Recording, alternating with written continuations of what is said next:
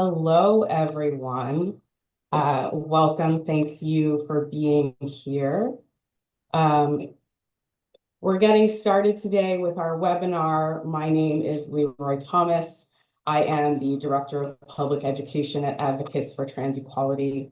My pronouns are he and they. You are here watching Trans Rights versus Trump, how Advocates for Trans Equality is fighting back. As many of you know, trans people in this country and all over the world have experienced attacks around the country on our rights over the past few years. And now, in less than 2 weeks of the Trump presidency, the second Trump presidency. We understand that folks have a lot of questions about what's happening right now, and we are here to provide some answers, as many answers as we can.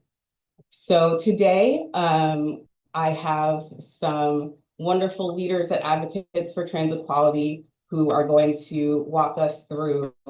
Um, we're going to learn about the latest attacks from the Trump administration and states around the country, what we know and what we don't know yet, and what Advocates for Trans Equality has planned so far for fighting back during the Trump administration, and as well how you can get involved. We have about 90 minutes together. We're going to try and keep it to that. We have some amazing speakers on screen that you'll see here from our leadership. I just wanted to note as well that we do have captions available as well that you can enable in English. So that accessibility is available for you. And the last thing that I want to say before I introduce our amazing speakers is that trans people have always existed, and we will continue to exist and resist now and in the future. And with that, I want to introduce Rodrigo Hingleitman, who is our executive director. Thank you, Leroy, and welcome everybody. We are so honored that you would join us today. We know this is a hard time, this is a scary time, and this is exactly that means it is the perfect time to gather together in community. So thank you for being here. Thank you, Leroy, for the introduction, and also shout out to all the amazing A4TE staff behind the scenes who are making today's webinar happen. You know, this is a really watershed time for transgender people. So many of us are filled with anxiety and with worry and with dread. Trump is now in office. He has only been president for 9 days at this point, believe it or not, and yet has already caused so much destruction. He ran on a platform of, frankly, hate and fear of transgender people. The Trump campaign, funded by MAGA extremists and millionaires, pumped $22 million into attacking transgender people just because of who we are. And now that he's on office with the playbook of Project 2025, he is on the course, him and his extremists are on a course of erasing protections for everyday Americans, all sorts of people, including those of us who happen to be transgender. These are attacks on reproductive freedom, on our ability to control whether or how we get pregnant, on education, on schooling for ourselves and our families, our kids, attacks on workplace protections and union membership. And trans people, in particular, are an easy target for extremists like him. He's even gone so far in his very first executive order, he referred to quote unquote transgender lunacy. So this is a really trying time for trans people and everyone who cares about us, and for so many marginalized communities who he is stigmatizing and scapegoating just for his own feelings of power. It is completely understandable to be scared and uncertain in this moment. This is a scary time, but we are fighting hard. Advocates for trans equality, but really all trans people, the trans rights movement across the board is fighting hard. This is a time for action. This is a time for mobilization. We will not win everything overnight, and it's going to be a hard 4 years, but we are in this for the long haul, and we will not give up. Let's remember our sense of history. Our trans community has been fighting against the odds for as long as we have existed. We have always gone through hard times and we have come out the other side. We are not going to stop now, but we need everyone together in this work with us, standing shoulder to shoulder and fighting together. Trans people, we've been stigmatized before. We've been denied the care we need before. We've been threatened before. But our community is our strength. When we come together and we fight for trans rights and trans lives, we win, and we are going to do so again.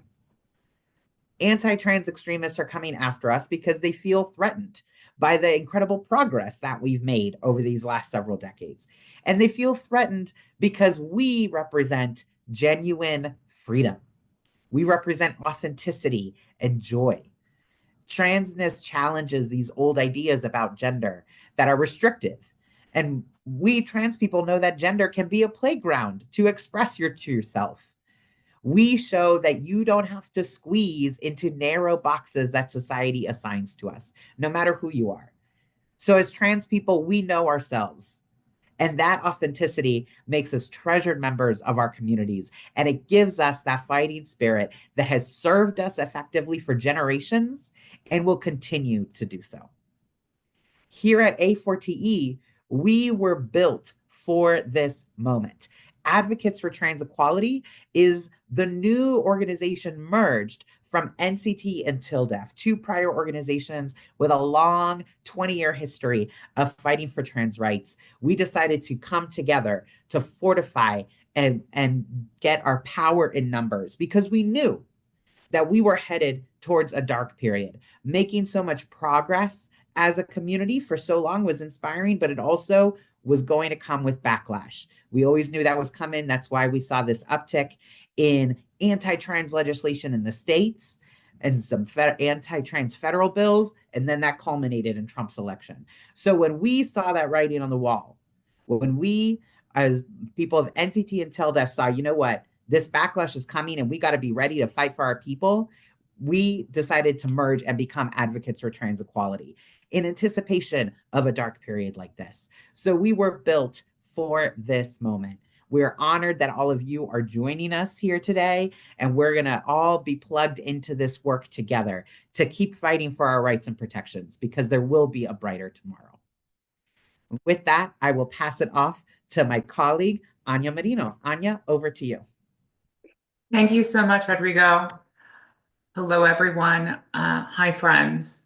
First, I want to thank everyone in attendance this afternoon. I imagine many, if not all, attending today's webinar feel discouraged, heartbroken, incensed, and horrified by the new administration's directing federal agencies to discriminate and persecute trans, non-binary, and gender-expansive people in healthcare, in education programs and activities, in workplaces, in our military, and in our prisons and jails. Now, no one on this call is going to tell you that what you're feeling right now isn't reasonable.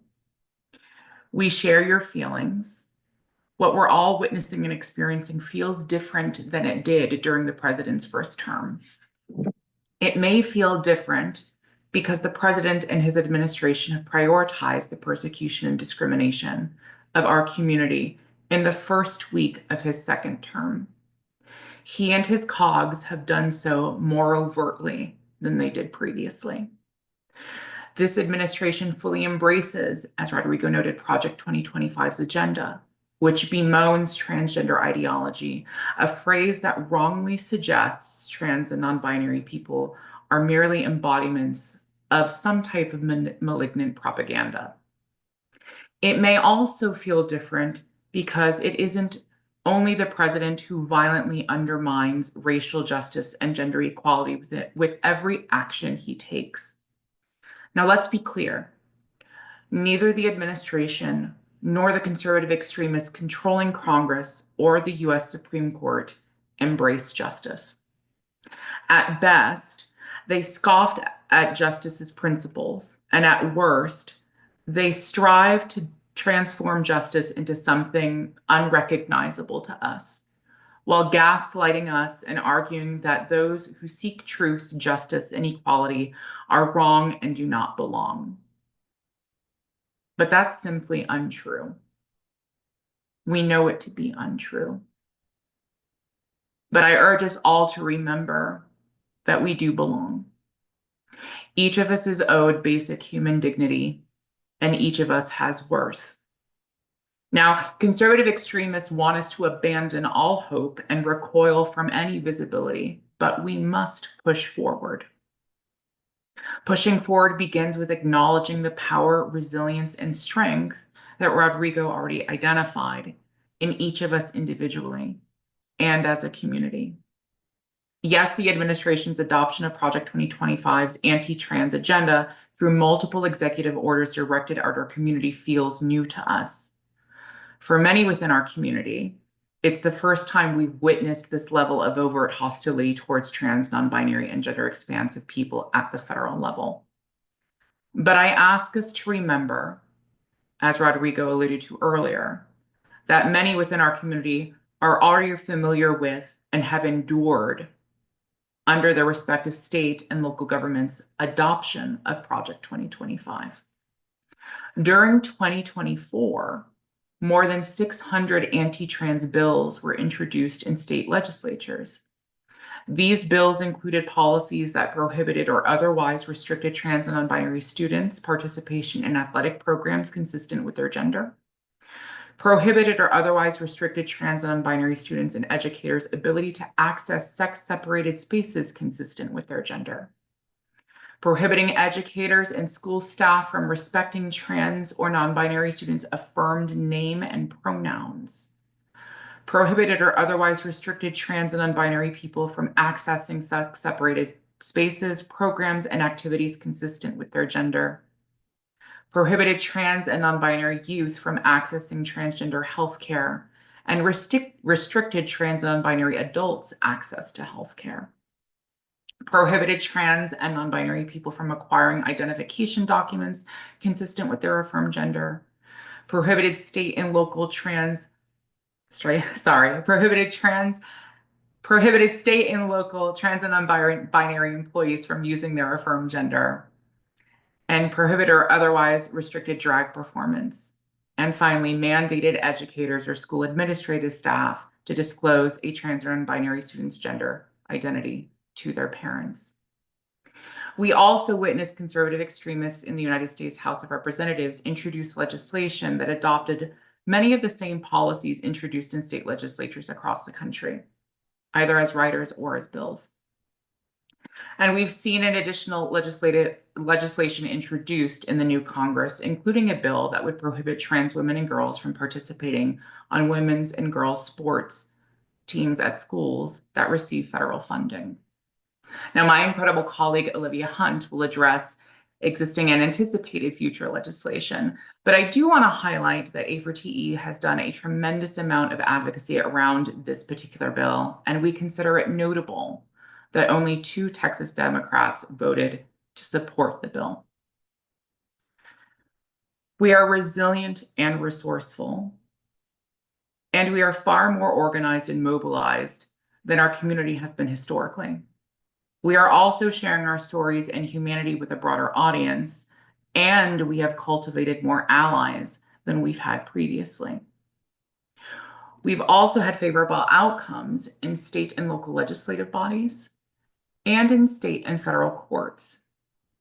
Now, I know it's hard to see the light at the end of the tunnel, and I ask us to remember that this journey to liberation is a long one, and sometimes it involves multiple detours. As a community and movement, we have conditioned ourselves to have enormous courage and strength in the face of this uncertainty. And for many, that uncertainty involves numerous executive orders issued by the president within his first week in office. There's a lot of confusion about what these executive orders are. And our team has been working diligently to explain each executive order's intent. But I do think it's useful to pause and provide a brief explanation of what executive orders are before turning this discussion over to Olivia. So executive orders are not legislation, let's be clear. They're not statutory law. They aren't constitutional provisions. Executive orders are presidential directives regarding the management and administration of the federal government. The Constitution provides the president authority to determine how federal law is enforced and manage resources and staff of the executive branch of the federal government, in essence, administrative agencies. Executive orders influence the internal affairs of government, deciding how and to what degree legislation will be enforced, and how agencies generally fine-tune policy choices in the implementation of broad statutes, including non-discrimination statutes. Now, to be clear, this doesn't mean that it diminishes the seriousness of the president adopting a position and policy expressly hostile to our community. His policies should concern everyone, including cis, lesbian, gay, and bisexual people, given that some of the language within these executive orders also potentially contemplate the persecution of LGBT people. But these executive orders are not the law. They are subject to statutory and constitutional challenge and to judicial review. But as we know, that does not mean that these executive orders don't negatively impact our community. We're seeing it in real time. And many have been issued thus far, including an executive order that narrowly defines sex and directs federal agencies like the Department of Education and the Department of Health and Human Services to take steps that revise existing policies. Many of the changes this order seeks will take time, so many parts of the executive order won't have immediate effect, but here are some of the executive order's goals. First, to redefine sex and gender as something that cannot be changed and is based solely on reproductive cells that exist at the time of conception. Second, directing the government to stop providing federal identification documents that reflect trans people's gender. Third, forcing the federal government to roll back regulatory guidance used to ensure non-discrimination protections as applied to trans and non-binary people. And also endangering trans people in federal custody, like the Federal Bureau of Prisons. It would also erase the recognition of federal government employees' gender. Now, you can find a comprehensive explanation of this first executive order on A4TE's website. And A4TE drove a coalition of advocates to produce this important resource for our community. Two additional executive orders that I want to mention very briefly are an executive order directly targeting trans service members and civil service employees in the military, and directs the military to generate a policy that wrongly characterizes trans people's inclusion, contrary to our national defense. Now, we know that is certainly not true. Indeed, there are a number of trans and non-binary people who presently serve in our military and serve honorably. And directing for the discharge of those employees actually is contrary to our national defense and security. It actually impacts our military readiness. And then finally, an executive order that set forth a path to potentially criminalize the provision of safe, evidence-based, medically necessary transgender healthcare for adolescents under the age of 19. With that, I will turn it over to my colleague, Olivia, who will continue discussing what we can potentially see from the Trump presidency. Thank you. Thank you, Anya. Hello, everyone. My name is Olivia Hunt. I am A4TE's Director of Federal Policy.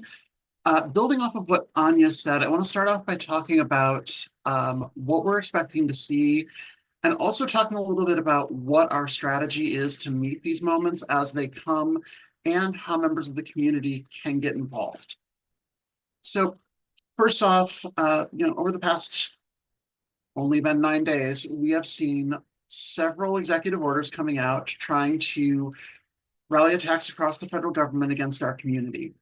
And we can be absolutely certain that those attacks are not stopping here.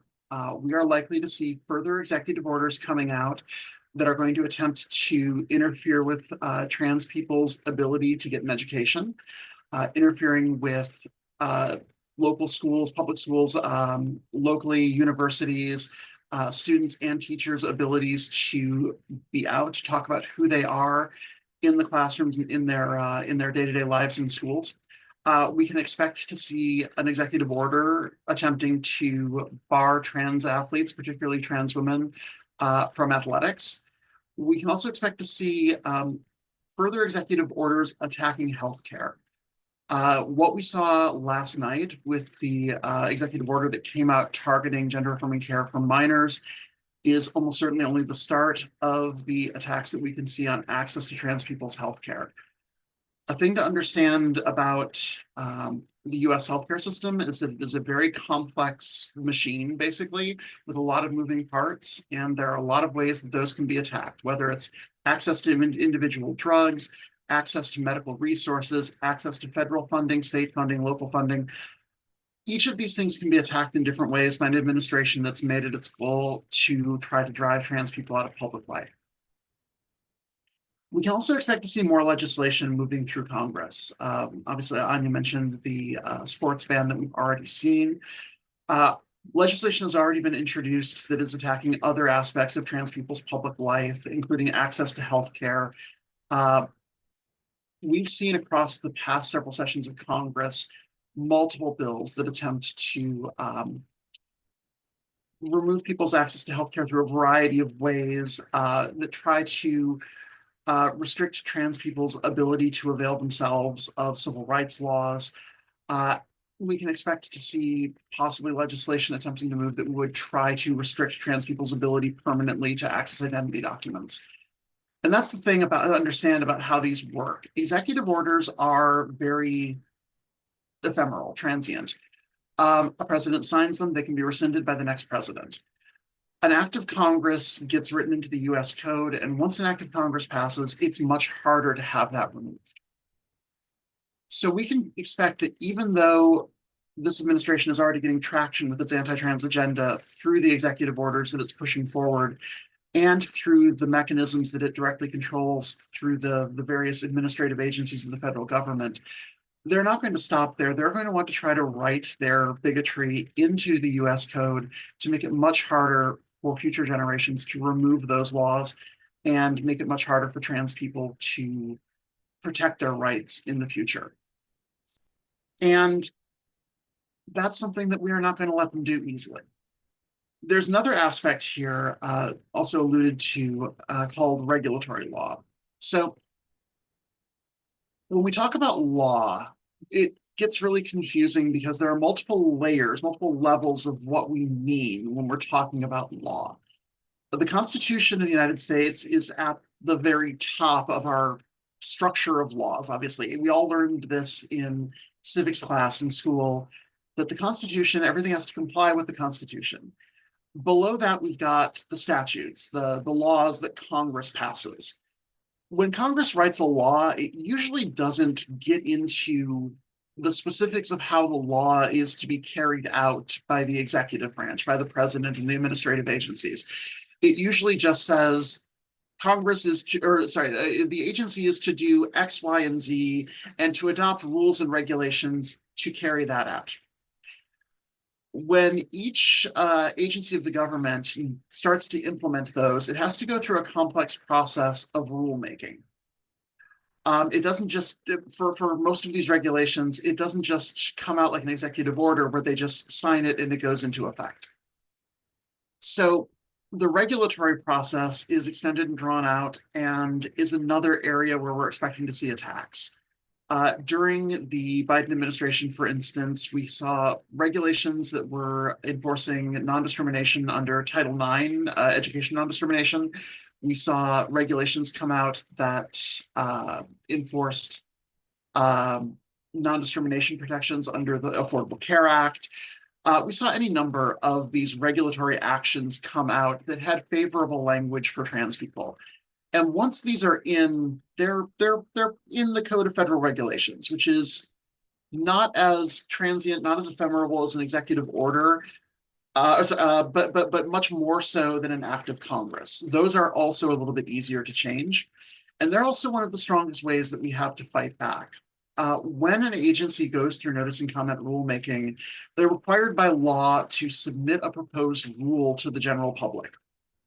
These proposed rules, when they come through, are usually lengthy documents with the explanations of what will go into effect.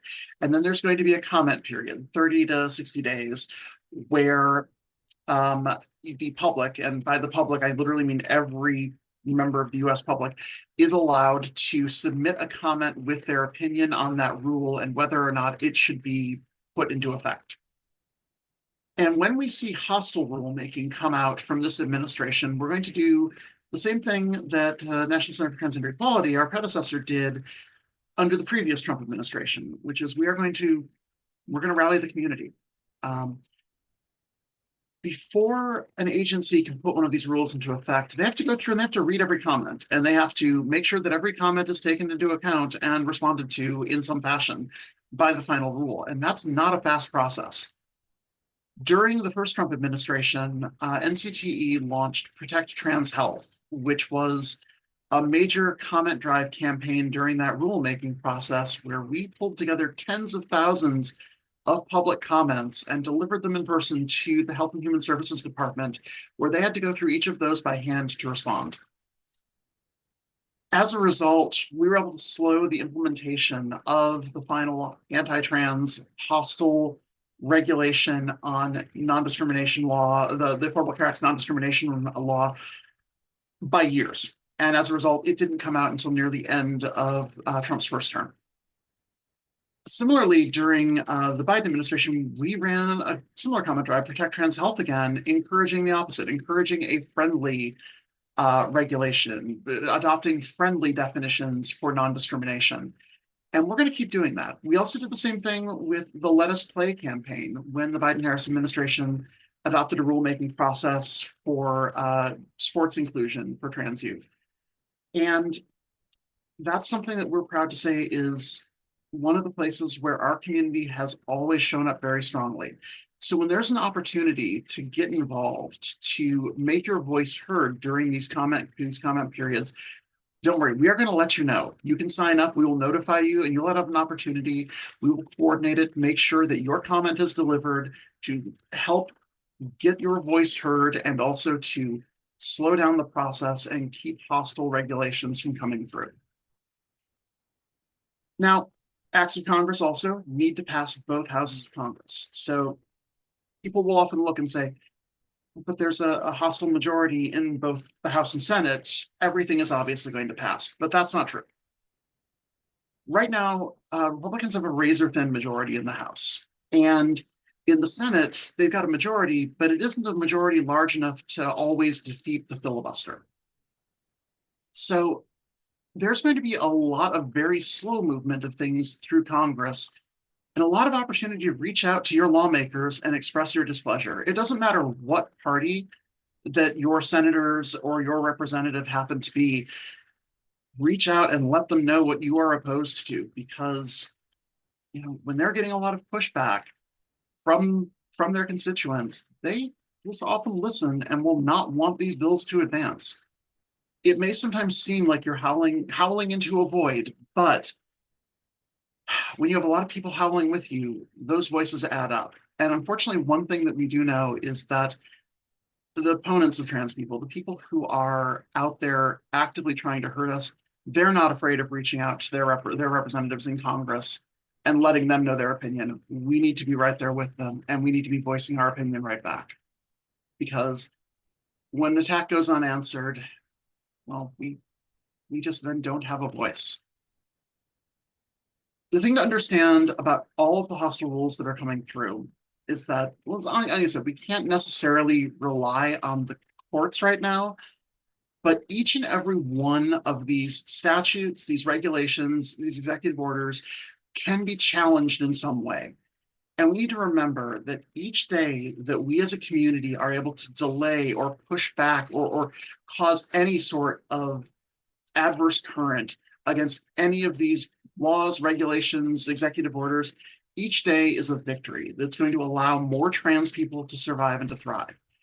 And what we need to remember right now is our goal as a community is pushing back. Our goal as a community is to come together and to survive.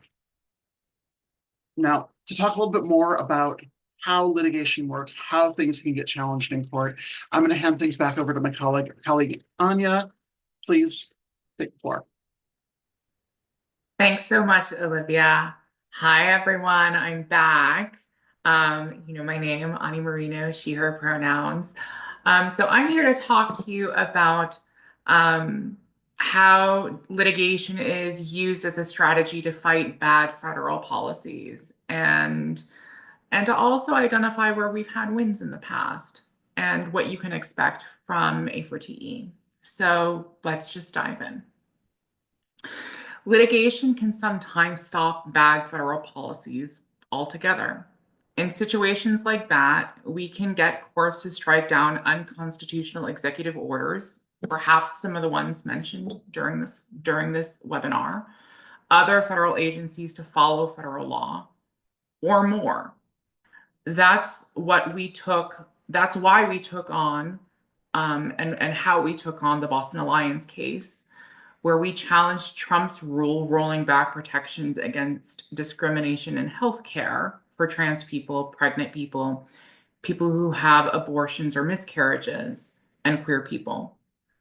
The courts put the Trump rule on pause, and then the Biden administration came in and changed it. A lot hangs in the balance with Skrmetti, which is a case that currently pens before the United States Supreme Court. And the Supreme Court will tell us how hard a look it's going to give governmental discrimination against trans people. Now, we can expect a decision from the court in the coming months, especially with the Supreme Court and other federal courts as conservative as they are now. There will also be times when we cannot use lawsuits to stop bad federal policies altogether, and Olivia mentioned that. Sometimes it's best to rely on other strategies in those situations. But sometimes it's still worth suing because we may be able to slow down or limit the damage, right?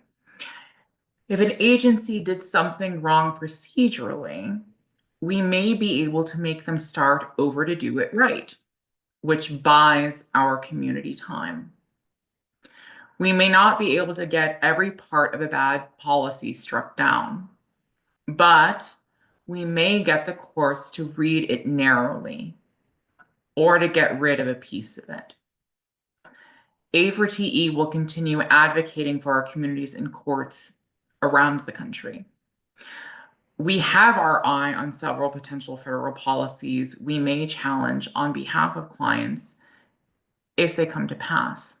Now, I'm not in a position, nor would any member of our legal team, to share very large details about what we have planned, but I can share a little bit about how we make these decisions.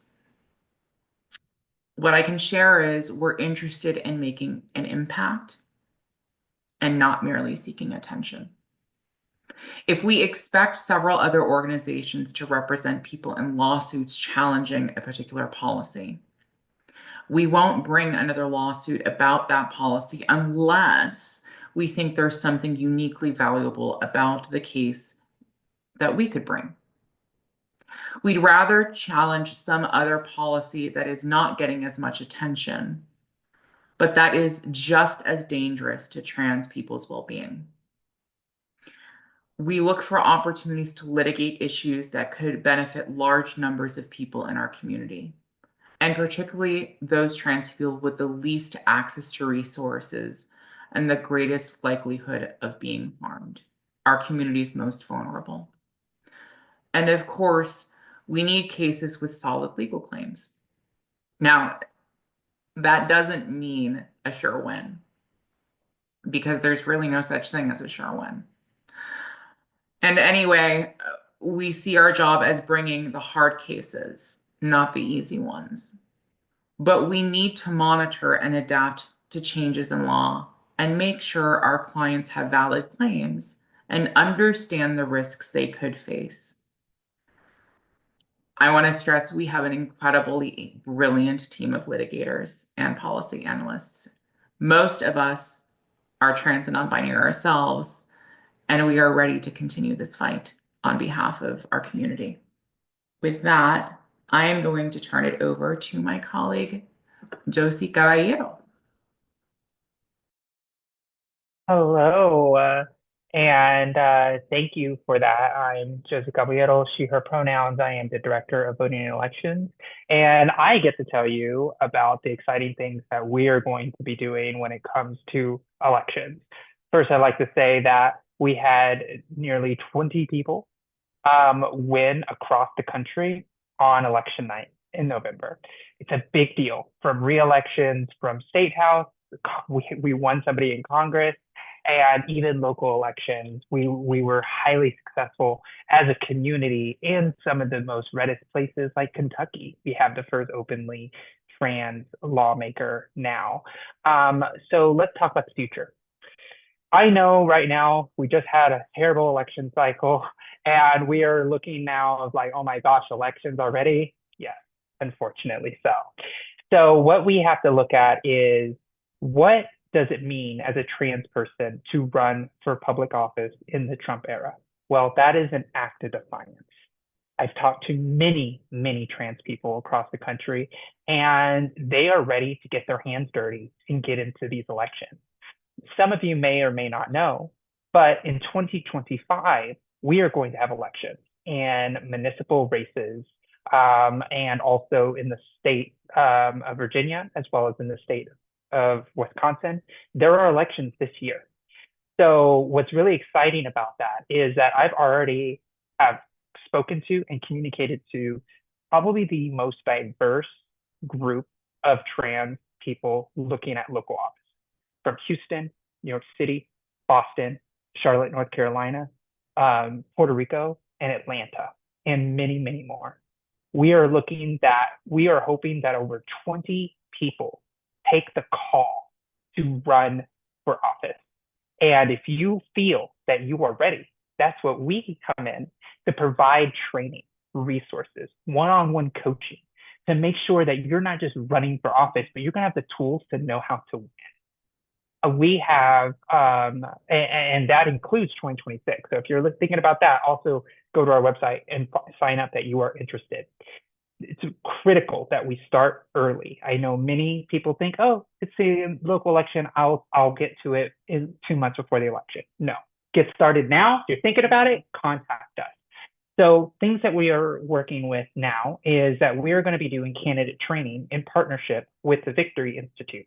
We are going to give the already great training that the Victory Institute provides, and we're adding that trans polish. That is going to be in September. So if you are interested and want to go on and do this training, go to the Victory Institute and sign up there for the September training so we can provide the necessary training that is in conjunction with that great training. We're also, with elections, we still need to make sure that we are getting registered to vote and making sure that we are in the system. We have Transform the Vote. You can go to transformthevote.org. We have many resources there. You can find out if you're registered to vote. You can sign up for mail.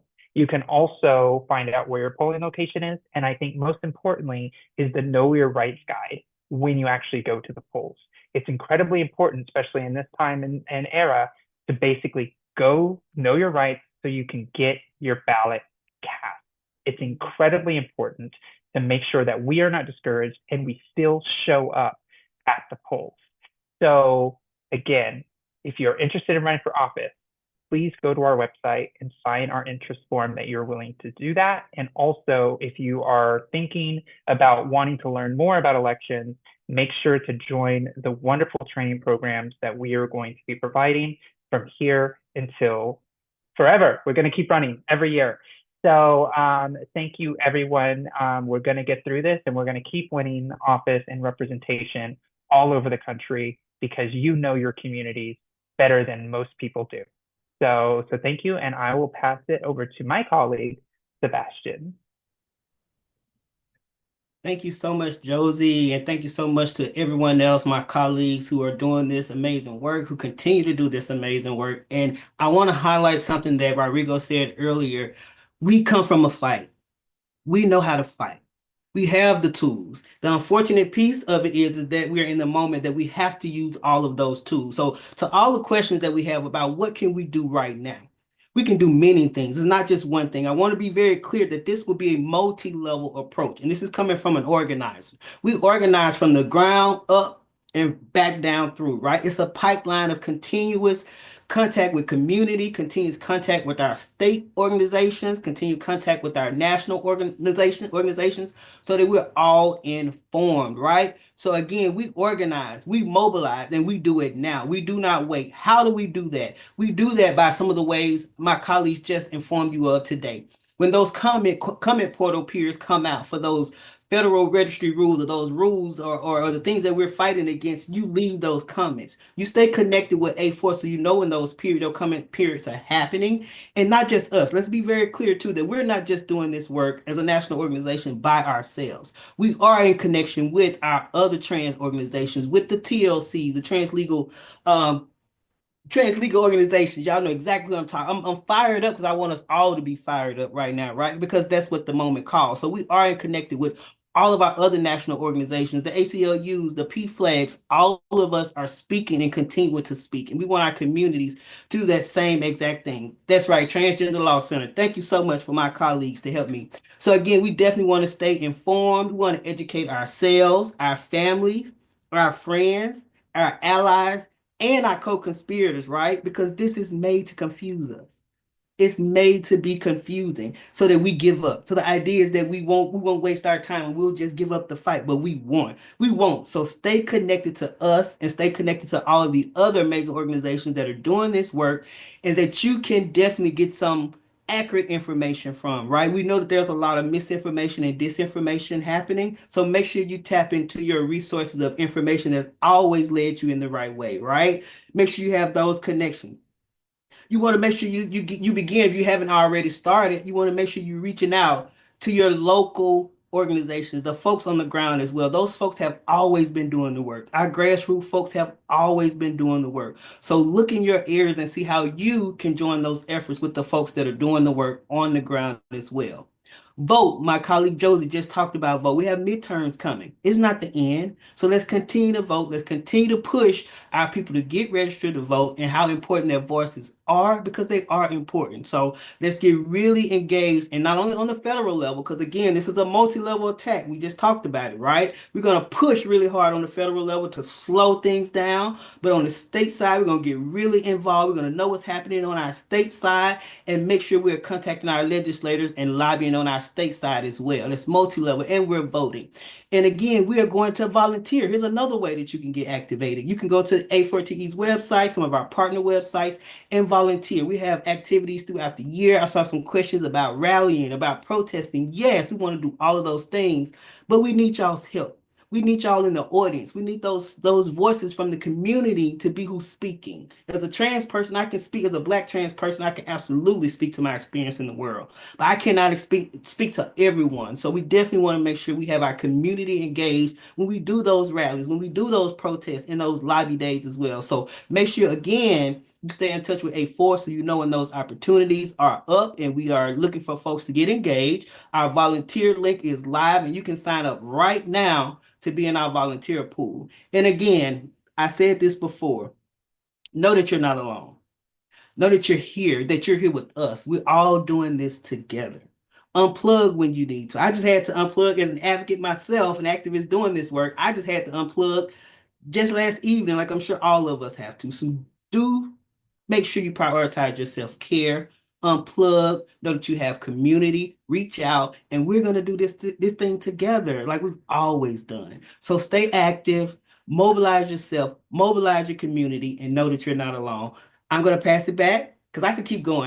My colleagues know me. I could get on my soapbox and we can be here another hour talking about actions because I know now is the time. I know everybody's looking for something to do. And just know that there's not just one way to get active and get mobilized. Know that there's many ways, and maybe even some I don't even have time to discuss today, but you can always contact our team over here at A4 and we can get you connected to some activities. And I'll pass it back over to my colleague, Leroy. Thank you so much, everyone, for sharing your expertise. I just wanted to share that we have over 70 questions in our Q&A. We are moving to Q&A time now, but of course, we will not be able to get to every single question. We're compiling them and going to answer some of the main themes. And so I want to assemble some questions now, and please, any of our panelists, chime in to answer these. And the first question that I want to ask is about these executive orders that is directed towards our policy and legal folks. Have A4TE or any other organization done any analysis of these executive orders to identify whether or not they're actually enforceable? I can jump in on that one, Leroy. So the short answer is yes, we have been and are working on them. We do have an explainer document that is available on our website. On the sex definition executive order from January 20th. We're currently working on the subsequent executive orders that have come out this week and are hoping to have those coming soon. The question of to what extent are these enforceable is always going to be complicated because, as Anya said earlier, right now, all of the mechanisms that would attempt to enforce them are, at least to some extent, stacked against us. So a lot of the question of what elements of them are enforceable or not is going to come down to how we're able to muster our challenges coming into the court systems, how we're going to be able to challenge forthcoming regulations that these orders call for being put into place. So it's a complicated question with a complicated answer, but we are trying to put together documents that explain these in plain language as quickly as we can.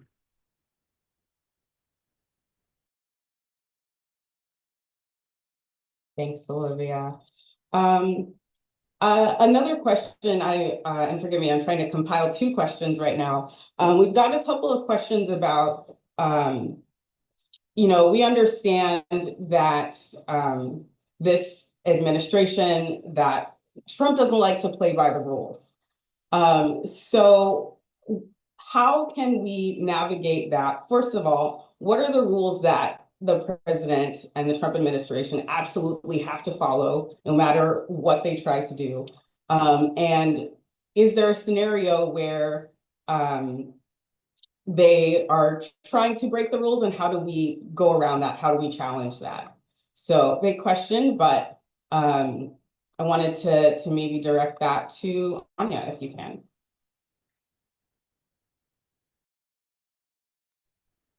Thanks, Leroy, for giving me a really softball question about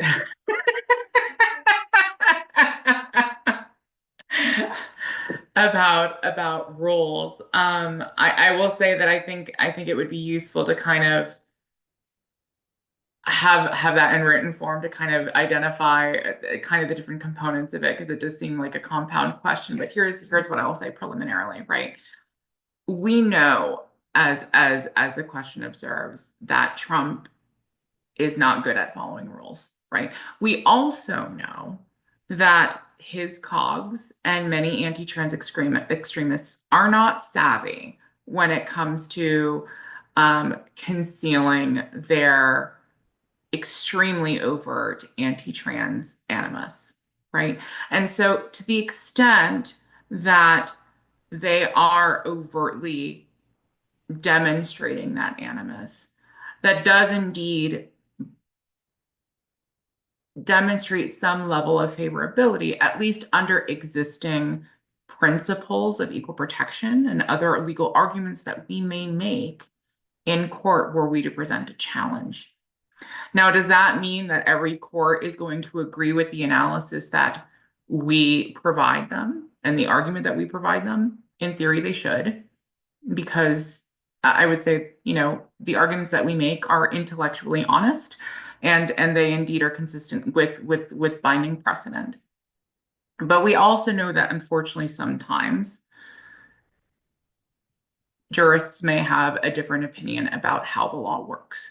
So what I can say is we will certainly use every strategy and every legal argument that exists to hold the president and his administration to account.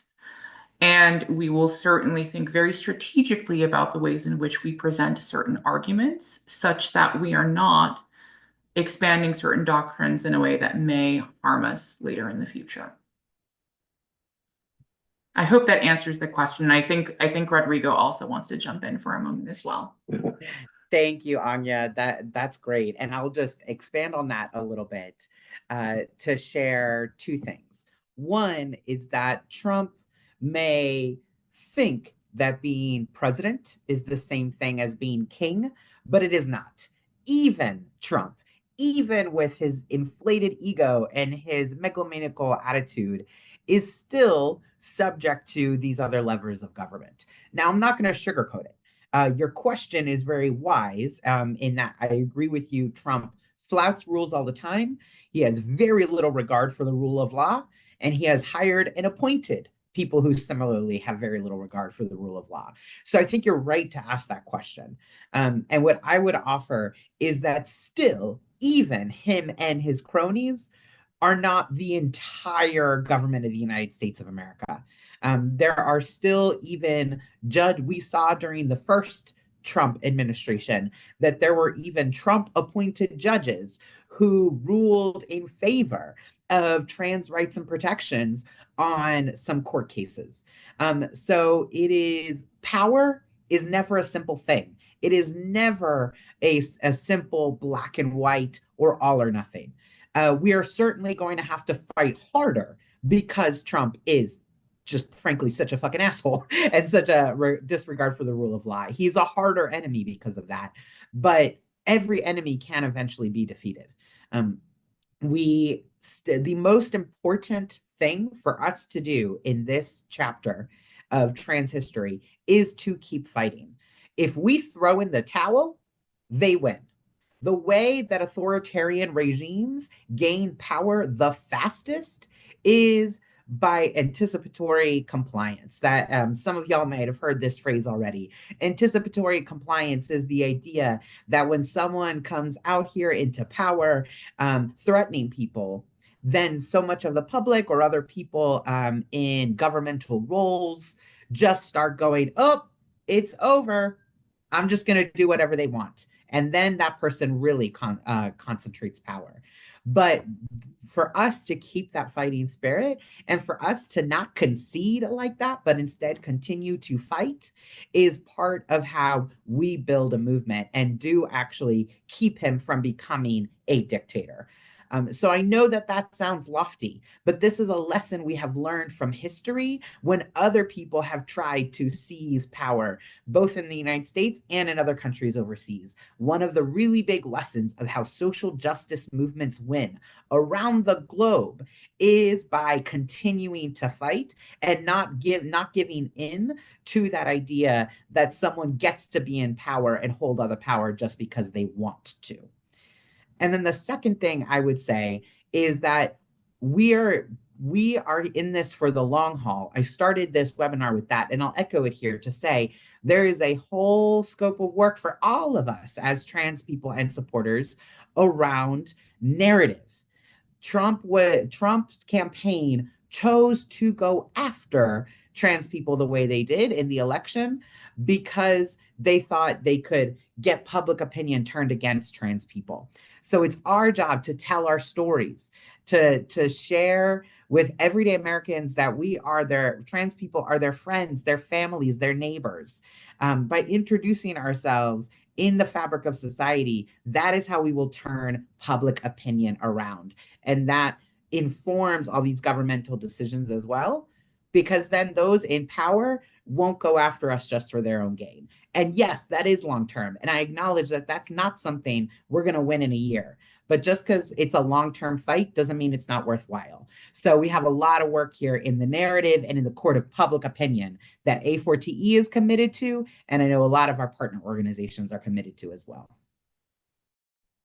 If I could just jump in really briefly and add one additional item regarding our fight specifically against the way in which President Trump, his administrative agency's implementation of any executive order, interacts with courts. So what I would say is that Trump may choose to continue directing agencies to adopt policies that viciously attack members of our community, right? And those administrative agencies may engage in a rulemaking process or may issue dear colleague letters that are in furtherance of those directives. But neither those directives, nor those dear policy letters and those regulations are necessarily consistent with what federal law provides.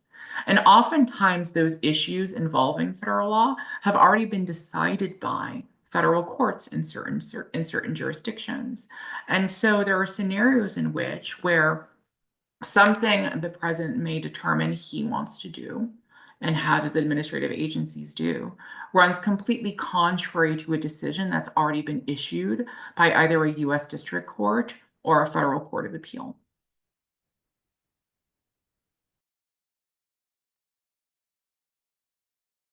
Thank you so much. I want to continue with the questions and keep them coming. And thank you so much for my colleagues who are helping me compile all the questions and organize them.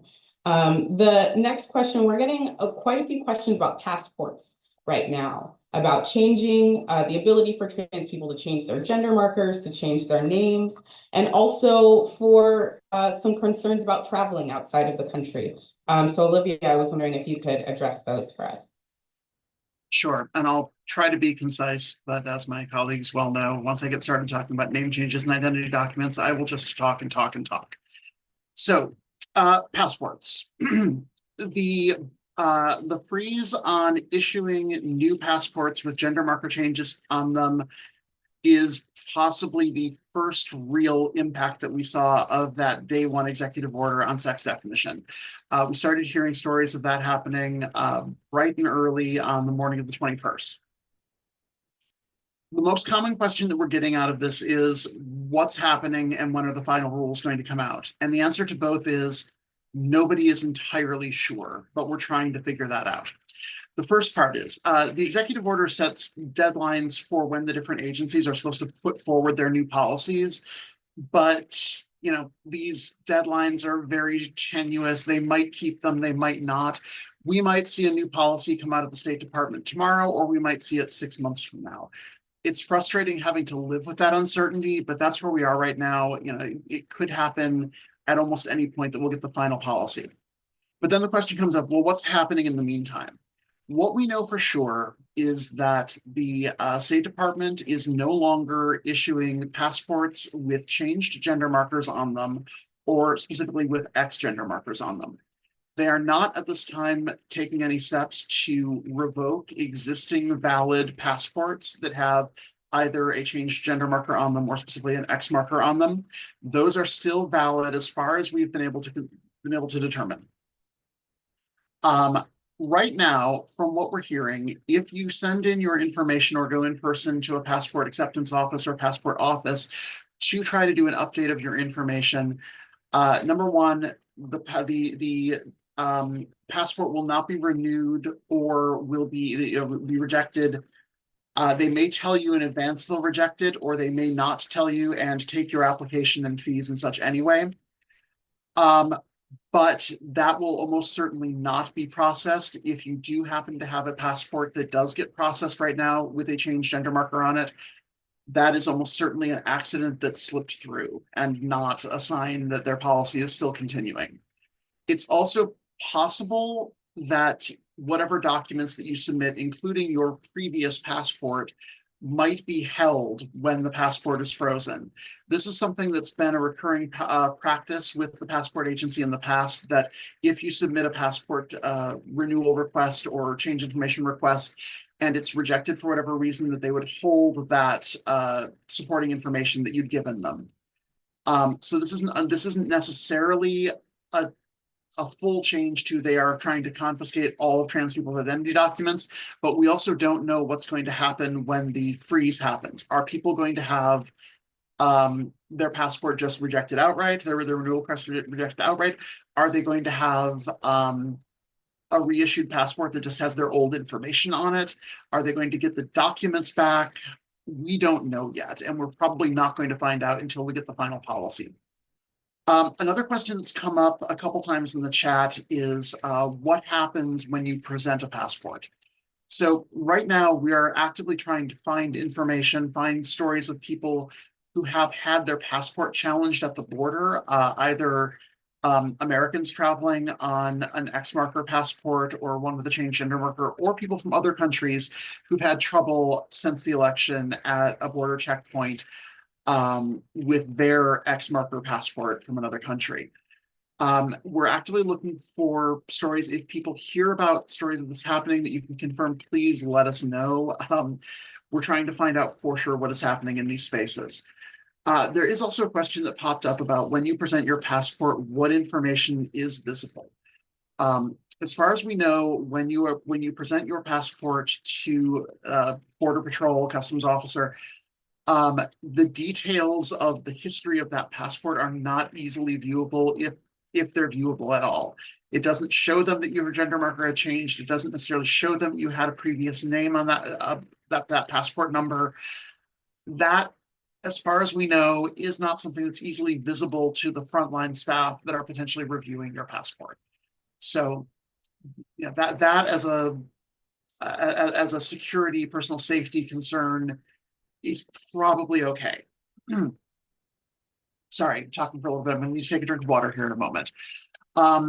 As far as the other aspects here of passports, again, we're waiting to learn more. We're not necessarily going to know for sure what's going on until we get that final policy. That said, right now, if you are trans or non-binary, if you are intersex, if you have any gender marker on your passport that differs from what you had on your first ever issued passport or on your birth certificate, now is not the time to roll the dice. If it is currently valid right now, don't try to get that renewed, because you might not get that passport back easily, or what you get back might not have the right gender marker, and you might not get access to your passport again until that new policy comes out. So if you can wait, waiting is the safest option.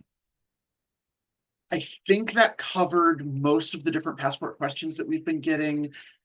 Leroy, I don't know if there were other aspects in there that I missed. If I did, can you let me know? Otherwise, I'm happy to cede the floor for the next question.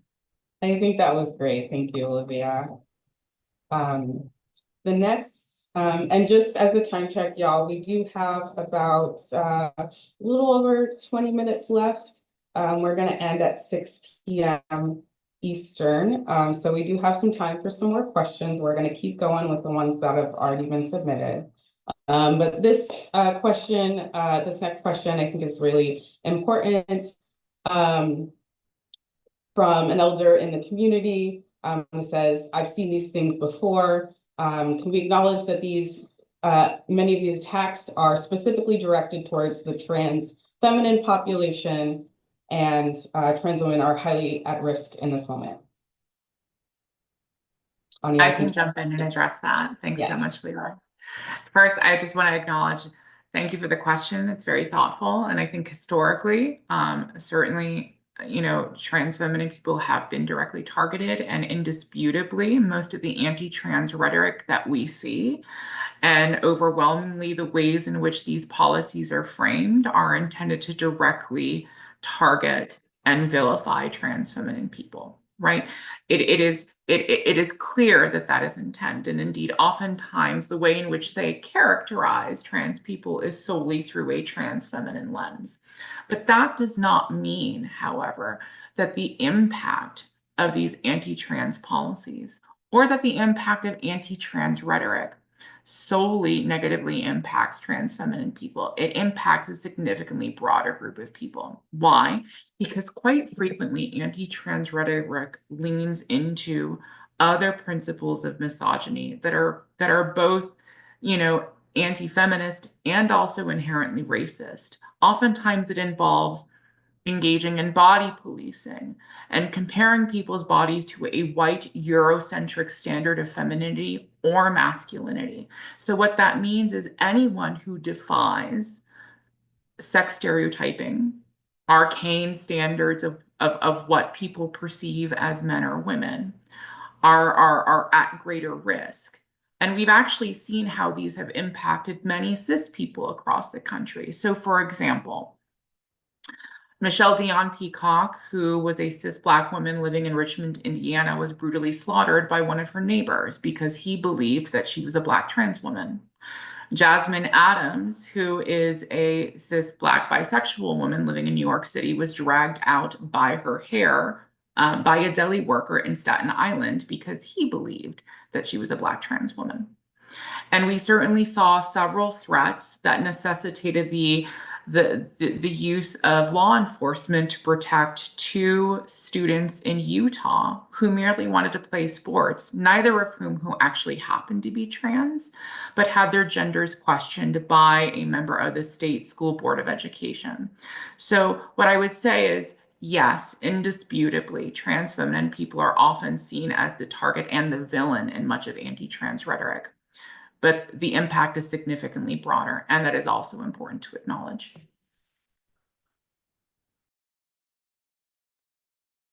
Thank you, Anya. Want to make sure we get through. We have a couple of questions about Medicaid and impacts on Medicaid. If there are any that we can see happening right now or foresee in the future with regards to the executive orders and impact on federal funding. I was wondering who might want to take that on.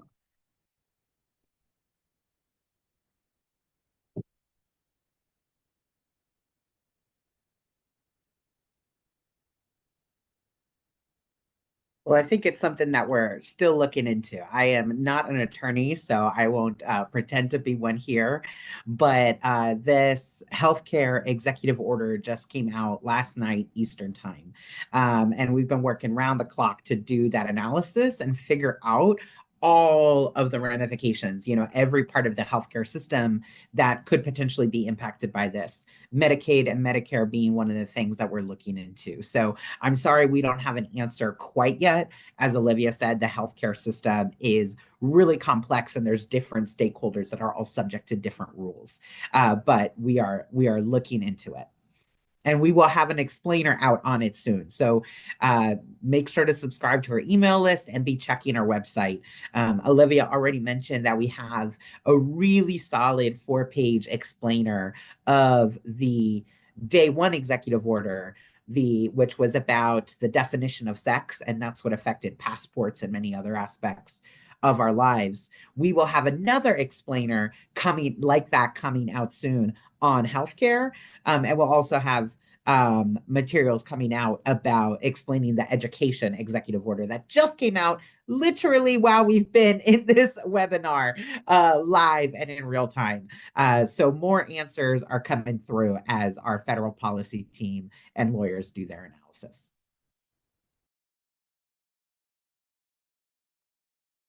Thanks, Rodrigo. We have a couple of questions about military service in particular and impacts on trans service members. There's a general question about how trans military service members are impacted. There's also a specific question about military discharge and a question about honorable or not discharges and how that works. I want to direct that question to Josie. Oh, yes. As the resident trans veteran, and I'm not the only one, but I will go ahead and take this question. If you are currently serving in our military, I know this is a very tough time, a very scary time. So I just want to acknowledge how difficult this is. Now, what we know is that the implementation of this policy is not very clear yet. We don't know what level of discharge people are going to be able to get. Now, I want to say that Article 31 of the UCMJ, I know I'm speaking letters, but if you are a service member, you know what this is, protects against compulsory self-incrimination. So if somebody is like, are you trans? Are you trans? You don't have to answer that question. That is not in the purview of the ability, and you have every right to protect yourself from self-incrimination. And so if you are being accused of an offense, you must be advised of any nature or accusation against you, and you don't have to make a statement or any statement that can be used against you. I'm saying these things because it's important, and we don't know what the discharge is going to be. And it's one of those situations where we're going to be able to fight. I'm not an attorney, so I can't tell you exactly what to do, but just take care of yourself. And we know that things are going to be happening. We know in the last ban that happened, we did not lose everybody. It was up to the CO, so we still don't know how wide and how they're going to implement this policy. So it's one of those moments where we have to just take a deep breath and realize that this isn't going to happen overnight, and there has to be entire policies and structures in place to implement this rule. But I will love to hear if Olivia has anything to add to that. But I just kind of wanted to say, from your know your right standpoint, you will have protection from self-incrimination from Article 31 of the UCMJ. And I'll add, yeah, the military executive order is clearly setting the framework for eventually having a formal discharge policy for trans service members. The actual text of it is incredibly convolutedly written, and is clearly also structured to make it so that until such time as we have that policy formally in place, trans service members' lives are going to be as uncomfortable as they can make them. And they're trying to push to adopt policies that, even if they never were to put into place a formal ban on trans people in military service, would basically be an effective ban, because it would make it very, very difficult to be an out trans person in any context, no matter what protections you availed yourself of, like Josie was saying.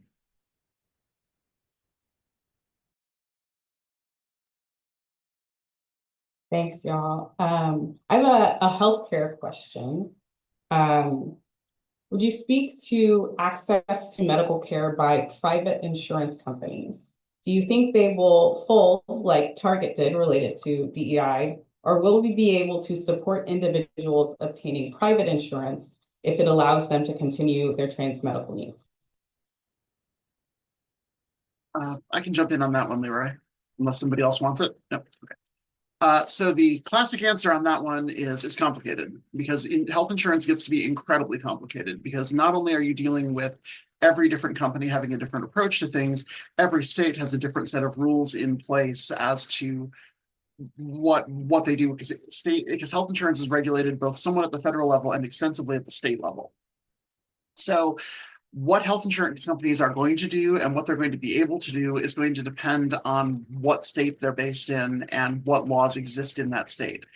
For instance, if you have a health insurance company that had voluntarily adopted a trans-friendly policy in a state that didn't require it with no other directive in place, they might try to walk that back. On the other hand, if they have it in place because the state already requires it under a different set of law that's separate from the federal government, depending on how that's structured, they might be compelled to hold on to it. And there are also a lot of insurance companies that have trans-friendly policies, not as a result of state or federal law, but as a result of having settled or lost a lawsuit, in which case, the president cannot vacate the results of a lawsuit. So they would still have that policy kind of that could be enforced against them. As far as what it's going to mean for accessing care, that's also complicated, though, because while this executive order tries to restrict federally funded healthcare, it obviously doesn't directly target private healthcare.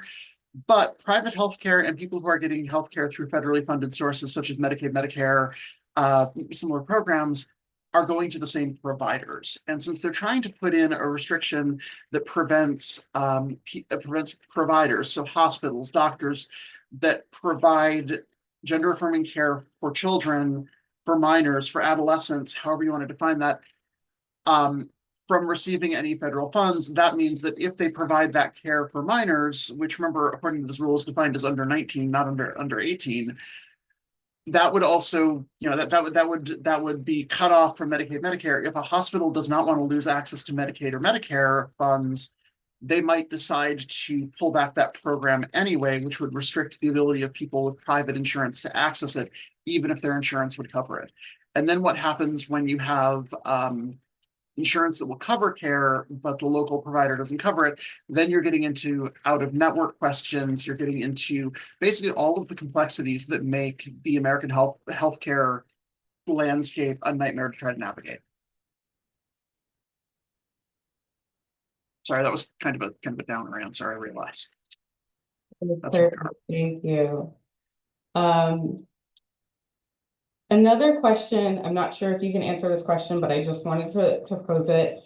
Are there any resources or information that exists specifically for medical providers and how to navigate what's happening right now?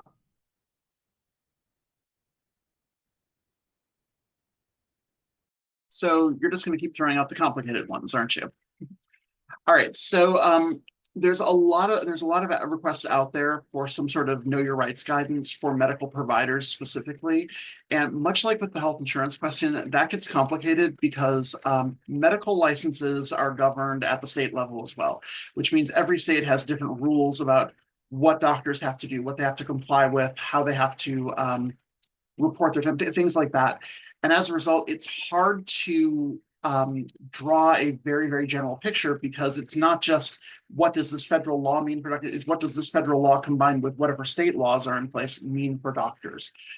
There are a lot of state medical associations that have like an LGBTQ section or a caucus of some sort that it can be reached out to for guidance.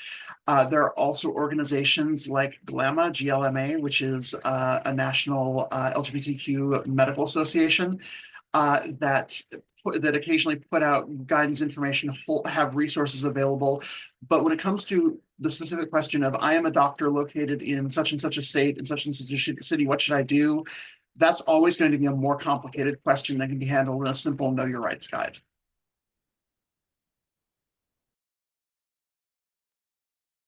Thank you.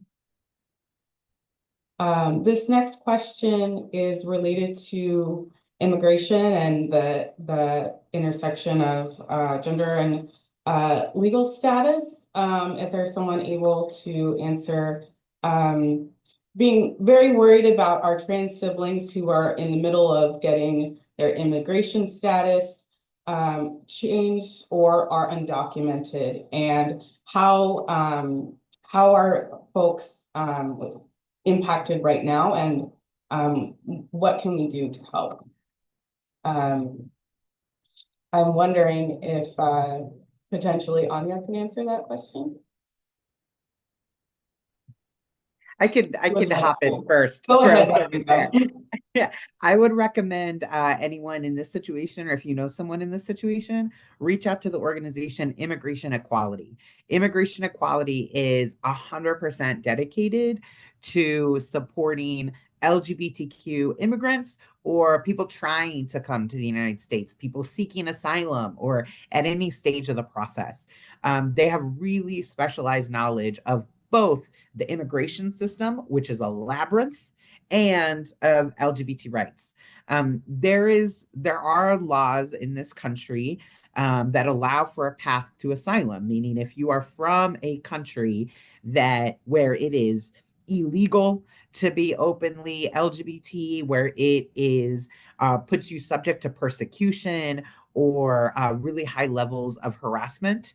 There is supposed to be a pathway for you to come to the United States as a safer country. Now, obviously, we all know that there's a lot of violence against LGBT people, especially openly LGBT people of color, and even more in particular, Black LGBT people in the US. So I'm not painting a picture as though this country is free from violence either. But it is safer than a lot of other countries. So there is supposed to be a pathway to asylum for people in those situations, but that pathway is not as free and open as it should be. There's still a lot of barriers. Even under the Biden administration, there were a lot of barriers to successfully having your asylum application approved. Plus, there are many ways that people get to this country or try to get to this country because they are seeking freedom and safety and security, but nevertheless don't qualify for asylum. The immigration system is very complex. It's very hard to navigate. So for anyone who here is trying to get to the U.S., or if you are already in the US and you're at some stage of the naturalization process or anything like that, and you are trans or otherwise LGBTQ, I really encourage you to reach out to Immigration Equality. They have attorneys who really specialize in this and can help. Thank you. We just have a couple of minutes left. So just time for, one or two more questions. We have a question about safe states and shield laws. This person is from New Jersey, and Governor Murphy declared New Jersey an LGBTQ safe state. And the question is, can the president reverse that order from that state and other states that declare they are safe? So I'm going to say my refrain here again, which is it's complicated. So there are a lot of states that have adopted laws or executive orders at the state level that have declared themselves refuge or sanctuary or shield states, trying to provide different protections to trans people in a variety of different ways. Some of those are fairly robust rules that are hard for the federal government to challenge. For instance, some states have adopted policies saying that a doctor who provides medical care for trans people in their state, who also happens to have a license in a state where transition care for minors is banned, if they lose their license in that one state, it can't impact them in the first state. That's kind of a strategy that some have taken. Some have come in and tried to adopt policies that would try to interfere with the service of a warrant or the execution of a warrant in one state that originated in another, or get involved in more complicated ways with things like parental custody of a child and things like that. And when you start getting into those kinds of interstate questions, that's going to be a lot more complicated. And the exact result of that is going to depend on how that rule is written, what federal laws it kind of confronts, because usually federal laws will supersede a state law on the same subject, but not always. There's a lot of nuance. This is an entire set of law school classes that go into how these things interact. But basically, depending on how the rule is written, whether or not the federal government is going to be able to come in and try to make any changes and overrule that state law is going to vary. So again, I realize complicated is not always a very satisfactory answer, but sometimes it is the most honest answer that we have, especially in situations right now where everything is so complicated and fast moving.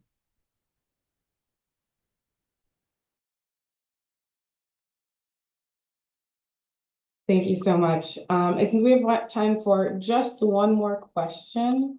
And I want to throw this question to Sebastian just to wrap us up. Can you say more about how people can get involved both with A4TE and also locally as well in their local communities? Thank you, Leroy, for that question. So I think it's really important, folks, to just reach out and know who's in your local community, right? So if you know that there are organizations that exist, if you've worked with someone before, if you partnered with someone before in your social circles, the organization that folks have talked about connecting with, definitely look those up. You can always reach out to A4. We have a very extensive list of all of the LGBTQ plus organizations that we could find. We know there are probably some more, especially in some rural areas that we may not know about, and we want to make sure we get those folks on the list too. But you could always reach out to us so that we can provide you those state-based resources. Your national folks are going to always be a good source of contact. So again, I don't want to rattle folks' name off because I may mess them up. But if you go to A4's website, you can see who all of our partners are.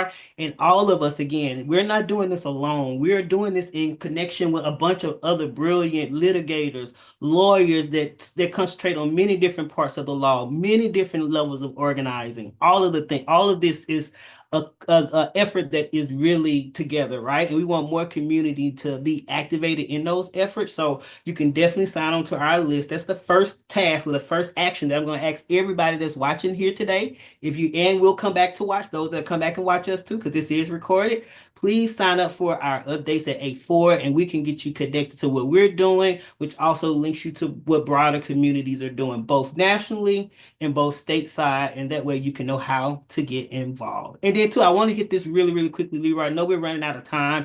I want to throw this out here too as some innovative ways and of how we are approaching some of these things. I know a lot of us are concerned about losing our care. And what we've done, we've learned from previous movements, right? We've learned from the civil rights movement. We've learned from reproductive health care movements and abortion movements. Particularly abortion movements have done some really innovative things to get patients across state lines to get the care that they need. So we have partnered with an amazing organization called Elevated Access. Elevated Access will take folks no matter what level of your ID or identification documents that you have, we'll take folks on private flights to another state, a refuge state or a shield state to get the care that they need and fly them back home. Because we know that it's a privilege even for us to be able to pack up our things and move to another state when we cannot have access to care. So just know that I say that so you will know that there are some folks out here getting real creative and real innovative to make sure we all can continue to receive the care that we need. And if you need access to that type of care, please don't hesitate to reach out to us so we can get connected. And y'all, let's fight together. Thank you, Sai. And to add on one other thing, or just to echo another way to get involved, is run for local office. You know, let's be real. The MAGA extremist right wing has gotten as far as they have because they started running for local office years ago and they built their own pathway. Now it's on us to do that. We got to get trans people elected to office. We got to take these levers of power. We got to be the ones casting those votes on bills and becoming president someday and all of that. When we are at the table, then we can make the rules. But what's that phrase? If you're not at the table, then what is that? Oh, I'm messing that up. But if you don't have a seat at the table, then you're the meal that they're eating. There's a catchier way to say that. I forgot to say. You're on the menu, Rigo. Yes, you're on the thank menu. you. If you're not at the table, you're on the menu. That's how you say it. Thank you. So, you know, we can run for office. There are all sorts of elected positions like school boards, positions that have small districts. You don't have to go all the way to DC and do some fancy congressional thing. There's all sorts of races every single year in your community. So I really want to echo what Josie said earlier about get involved. Run for office. If you have any kind of even low-key idea that maybe you're interested in one day running for office, reach out to Josie. Josie is right here on this call. And she will meet with you. A4TE will support you. So think about that as another way to get involved over the long run. Thank you so much to all of our panelists. We are coming to a close. It's just about 6 o'clock where I am on the East Coast.